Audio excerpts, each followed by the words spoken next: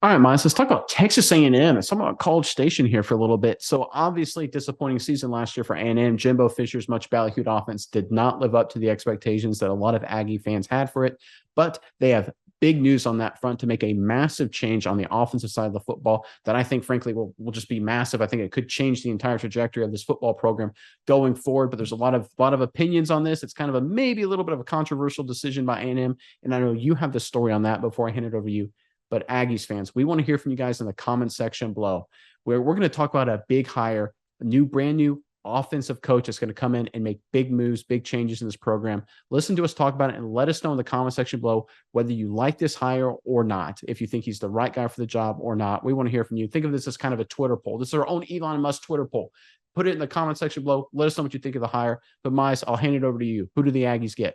Obviously, Nick, everyone knows that the Aggies have now secured Bobby Petrino as their offensive coordinator. To much chagrin, this is a controversial decision to say the least. But, Nick, I think if you take a step back and look at it, Jimbo Fisher made a smart move here because Bob Petrino is a good coach at heart. He runs a good offense. He's a good offensive coordinator. Most notably, he ran the offense for Lamar Jackson at Louisville. Amazing offense. Developed an amazing player. I think that Petrino is a good mind. He might not be the greatest person, but that doesn't matter. We're talking about football here. We're not talking about high fiber moral character. We're talking about offensive play calling, and Petrino's got that down, Nick. So I think this is a good move for Texas A&M. If Petrino wants to be there and he left UNLV to be with Texas A&M, so there you go. Nick, after many seasons at Missouri State, he takes a job at UNLV. After less than a month, moves to Texas A&M. So he really wanted this job, and I think it's one that he's probably going to stick out. What do you think about this hiring? Do you think it was a good idea by Jimbo Fisher and Texas A&M? 100%. Here's why. It reminds me very much of what Nick Saban used to do at Alabama or continues to do at Alabama. Saban, of course, gets reclamation projects, right? Steve Sarkisian, of course, was famously fired. He had all kinds of character, personal problems. Lane Kiffin famously fired, all kinds of relationship, character, personal problems.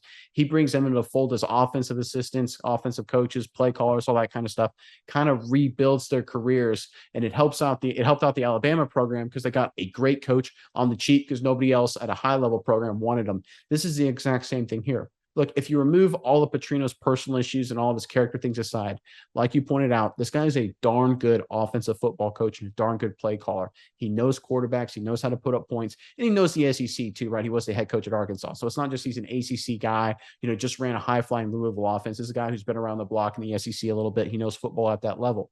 That being said, there are some character issues and things like that. So what does that mean? You get a guy like him on the cheap, right? He's not going to go and take a head coaching job tomorrow at Ole Miss or Auburn or whatever because no one wants him there. This is just what Alabama and Nick Saban does all the time. Like I just said, this is just really, really smart by Jimbo Fisher because everyone knew he needed a play caller. He needed an offensive coordinator. He wasn't up to snuff for doing it anymore. So he goes out and gets a guy who's done it before. He's had obviously grand success, Lamar Jackson being the flagship of his success, to come in and do it. And he gets it on a guy who's not going to be a threat to Jimbo and B, not a threat to leave. It just makes sense for Fisher. It makes sense for the Aggies program. And if you're a Texas A&M quarterback or a recruit, you want to be under Bobby Petrino because he's going to put you in a successful position with his play calling and offensive structure.